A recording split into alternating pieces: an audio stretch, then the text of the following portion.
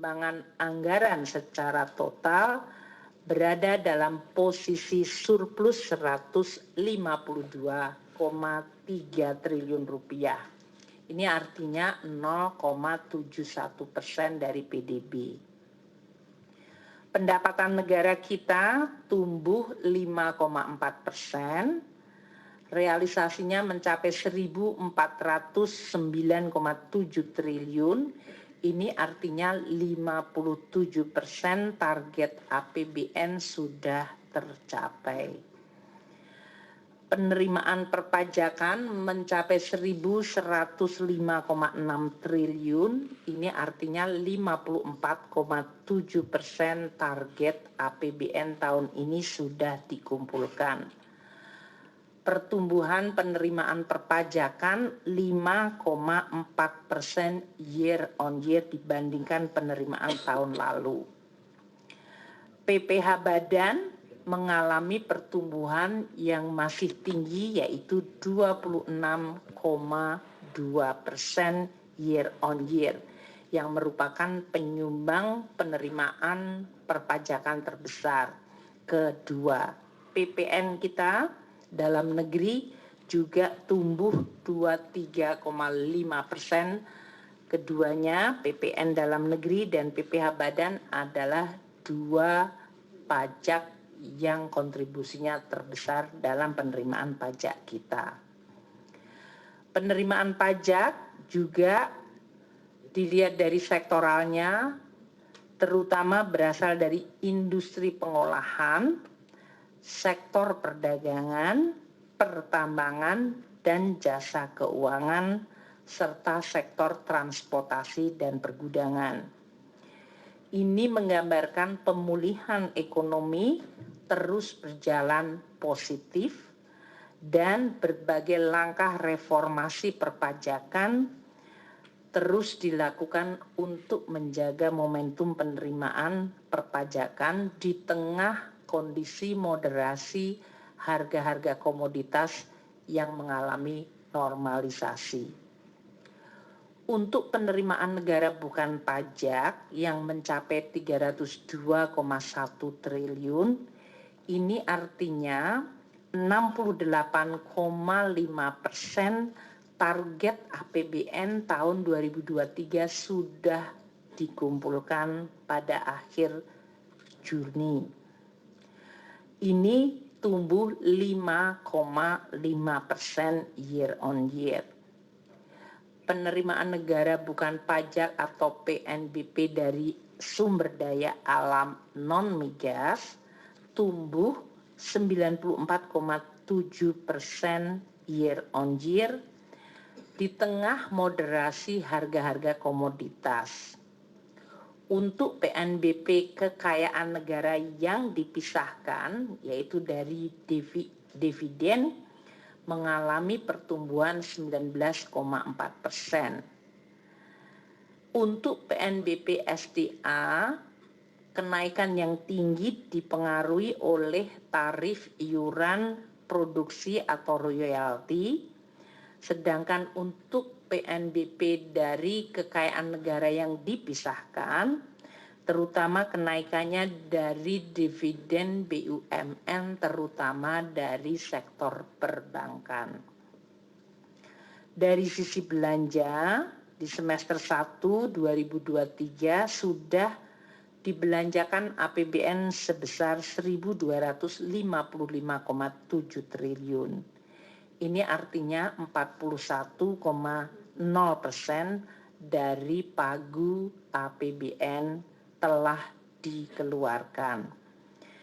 Realisasi terutama untuk menopang dan mendukung kebutuhan masyarakat dari mulai bantuan sosial melalui PKH, bantuan sembako, memberikan bantuan masyarakat tidak mampu dengan membayar PBI untuk jaminan kesehatan, kartu prakerja, beasiswa untuk mahasiswa dan murid melalui program Indonesia Pintar dan Kartu Indonesia Kuliah, serta biaya operasi sekolah dan bantuan kepada petani dalam bentuk benih, pupuk, serta subsidi energi yang dinikmati oleh seluruh masyarakat Indonesia. Untuk belanja yang berhubungan dengan prioritas negara, terutama untuk menurunkan berbagai indikator pembangunan penting seperti penurunan stunting, penghapusan kemiskinan ekstrim, dan pelaksanaan pemilu, pembangunan IKN, serta meneruskan pembangunan infrastruktur yang penting. Belanja pemerintah pusat mencapai 891,6 triliun. Ini 39,7% dari pagu APBN. Tumbuh 1,6% year on year. Transfer ke daerah yang mencapai 364,1 triliun, artinya 44,7% dari pagu anggaran. Dengan pertumbuhan ini, belanja pemerintah terus akan mendukung perekonomian dengan menjaga daya beli, mengendalikan harga atau menstabilkan harga, dan juga mendukung program-program bantuan sosial yang dampaknya dan manfaatnya langsung dirasakan masyarakat. Untuk sisi pembiayaan anggaran sampai dengan semester 1 tercapai 135,1 triliun. Ini sangat kecil, hanya 22,6% dari target tahun ini. Ini karena pembiayaan terus dikelola secara hati-hati, efisien, dan produktif. Pembiayaan utang sebesar 166,5 triliun, ini artinya turun sangat drastis 15,4% dibandingkan tahun yang lalu.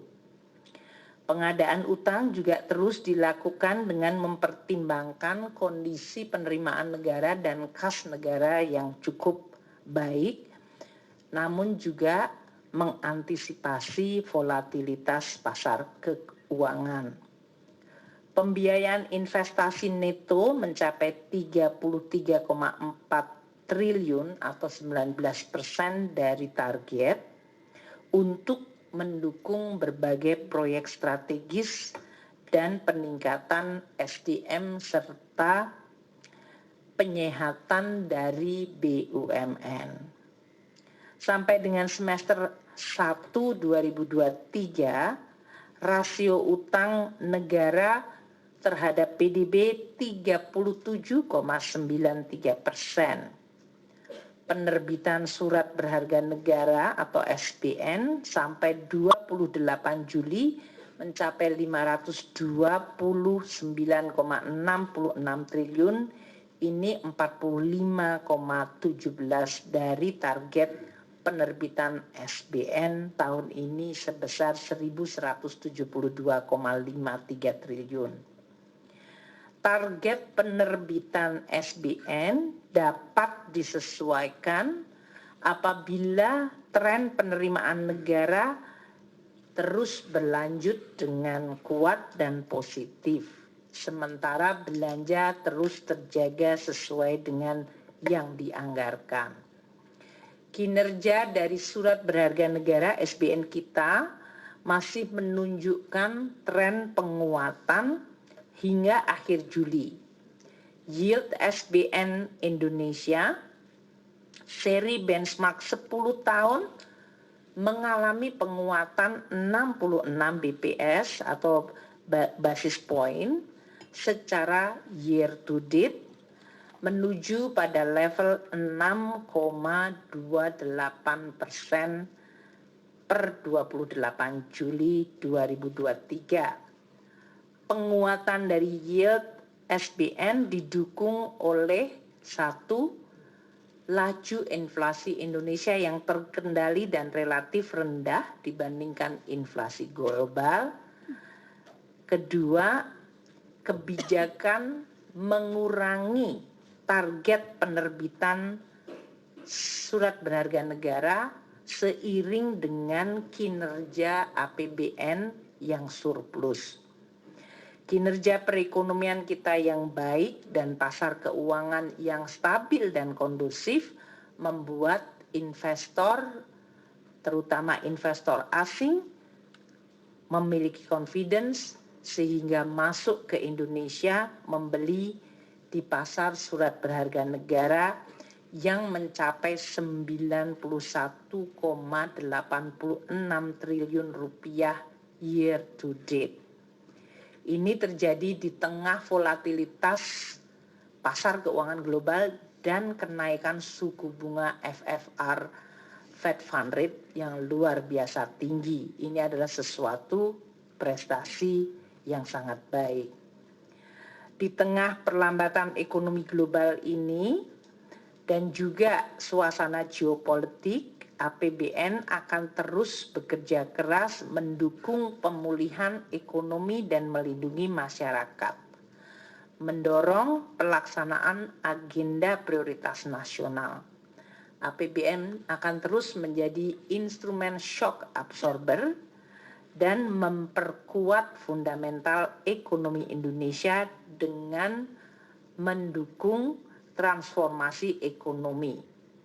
Sampai akhir tahun 2023, pemerintah terus melakukan langkah pembangunan dan reformasi termasuk belanja di bidang infrastruktur untuk memperkuat resiliensi ekonomi Indonesia. Belanja-belanja untuk keperluan pemilu juga tetap didukung secara konsisten. Dalam perspektif jangka menengah, pemerintah akan terus mengoptimalkan peran kebijakan fiskal ini bersama-sama dengan otoritas moneter dan juga otoritas jasa keuangan dan LPS untuk menjaga stabilitas sistem keuangan dan mendorong transformasi ekonomi Indonesia agar makin kompetitif, produktif, dan terjaga kinerja pertumbuhan yang inklusif dan sustainable secara lingkungan. Untuk itu, APBN juga akan terus berinvestasi di bidang sumber daya manusia, pembangunan infrastruktur, dan transisi energi menuju kepada ekonomi rendah emisi serta perbaikan kualitas birokrasi dan regulasi dan memperbaiki iklim investasi.